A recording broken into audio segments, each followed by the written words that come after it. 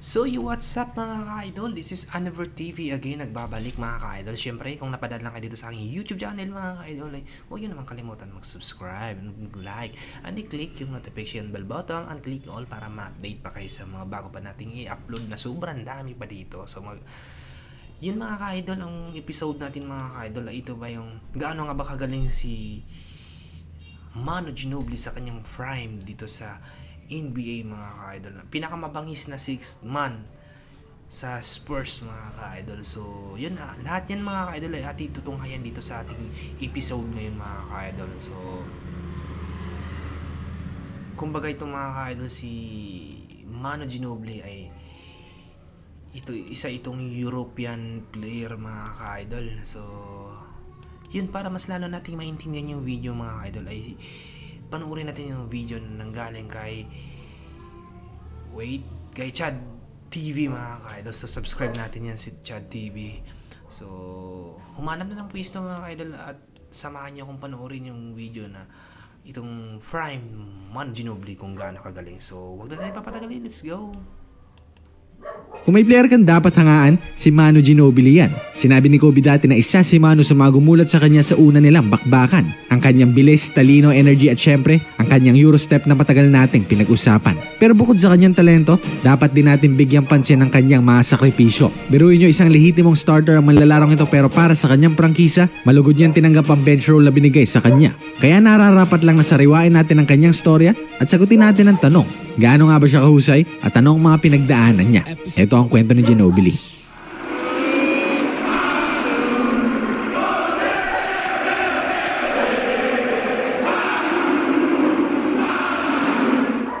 Napili si Manu bilang 57th overall pick sa 1999 NBA draft. Chosen by the San Antonio Spurs, 3 taon ang hinintay ng prangkisa bago nila makakuha ang serbisyo niya. Dahil matapos lang ang stint niya sa Italia, saka siya napirme at naglaro para sa liga.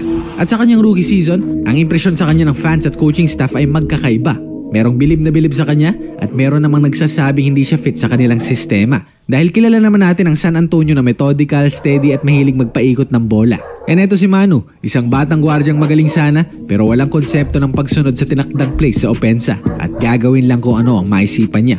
Dito na nga rin nabuo ang mga iconic na galaw niyang tumatak sa atin hanggang ngayon. Mula sa Eurostep, bullet at no-look passes, crossovers, iba't ibang galaw ang pinakita sa atin ni Manu sa kanyang unang taon. Pero hindi pa rin nagbago ang katotohanang out of control pa ang kanyang laruan sa unang niyang season.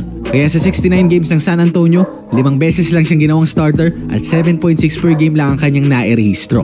At dahil nga rin may iniinda siyang injury sa paa at likod, nahirapan siyang makabuelo. And true enough nang makarecover siya sa injury ito, wala nang nakapigil sa kanya at sa kanyang talento. Sa 2003 NBA postseason, naging malaking parte siya ng kanilang rotation. Nilaglag nila ang Phoenix at Lakers sa playoffs at nakatungtong sa NBA Finals sa kauna-unahan niyang postseason. And against the Nets, nagpakitang gila si Manu para iuwi ang kanyang unang kampiyonato at pangalawa ng kanyang koponan. Kaya sa mga sumunod na taon, mas binigyan siya ng management at ni Popovich ng pagkakataon. Kahit na malayo siya sa manlalarong swak sa kanilang sistema, pinagkatiwalaan pa rin siya ni Pop na mag-create sa opensa. At dito natin nasaksihan ng tuktok ng kanyang karera. Sa kanyang prime, nag-average siya ng 17 points, 4 rebounds, 4 assists, and 1.5 steals bawat laro. At tandaan natin, 29 minutes per game lang ang binibigay ni Pop sa kanya. Kaya ang mga statistics na yan ay nakakabilib talaga. Sa punto ring ito ng kanyang karera, tinanghal siyang all-star ng 2 beses at nakasungkit ng 6 Man of the Year pa. Sa aspeto ng playoff performance naman, ang 2005 NBA Finals ang kailangan nating balikan. Dahil dito nag-average siya ng 19.6 rebounds at 4 assists per game at ang isa sa mga bumuhat sa team bukod kay Tim Duncan. And considering na Pistons ang kaharap nila na notorious sa kanilang depensa, ang kanyang 19 points in 50% sa field at 40% sa 3-point area ay mas nakakamangha pa. Kaya hindi man siya tinanghal na Finals MVP sa kanyang pangalawang kampyonato, siya naman ang isa sa mga naging susi sa kanilang pagkapanalo. At kung susuriin ang kanyang mga numero, makikita nating malaki talaga ang impact niya sa San Antonio. Pang-anim siya sa win shares for 48 minutes at pangatlo naman sa box plus minus sa buong NBA. At biruin nyo, mas mataas pa siya kumpara kay Tim Duncan sa mga statistics na ating inilista. Offensively naman, alam naman natin kung gaano siya kahalimaw mag-breakdown ng depensa. Kahit sinong bantay at sinong humarap sa kanya ay madalas hindi umuubra.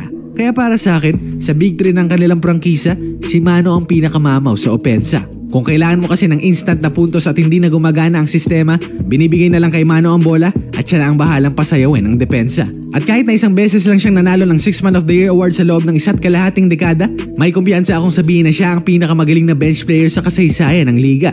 Ang kanyang athleticism at craftiness sa opensa made him one of the best shot creators sa NBA. And defensively, desente rin ang kanyang pinakita. Mula sa steal, supalpal at lockdown defense sa kapwa niya gwardiya, malaki rin ang iniwang marka ni Mano pagdating sa depensa.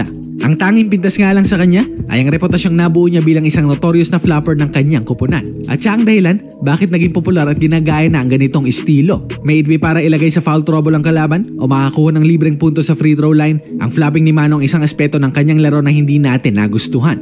Lalo na ang lakas na ng lineup ng Spurs noon at hindi na niya sana kailangang gawin yon. Pero kahit na ganito, minahal pa rin siya ng mga fans ng kanilang prangkisa. Kahit na nga mismo si Barkley at Black Mamba, sinabing si Mano ang kanilang paboritong manlalaro sa liga. Ang kanyang competitiveness at drive ang naging bentahe niya sa iba niyang mga kasama. Kahit na si Duncan ang tinaguri ang franchise player nila, si Mano naman ang secret weapon ng San Antonio. Kaya nagtapos ang kanyang karera bilang 4-time NBA champion, 2-time All-Star, 2-time All-NBA third team at 2008 6 Man of the Year.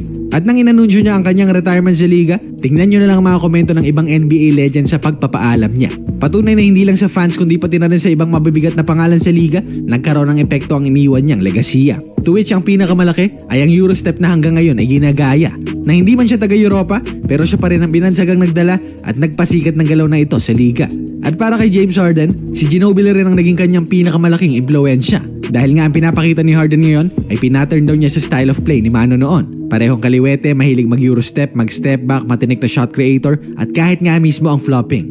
Ang dalawang manlalarong ito ay parehong mapa-opensa o depensa ang usapan. At naniniwala akong kung naging franchise player si Mano ng isang koponan, ang tinatakbong karera ngayon ni James Harden ang kakalabasan. Pero sa lahat ng nabanggit ko, hindi ko pa nga nailalathala ang pinakamalaking achievement ni Ginobili bilang isang basketballista.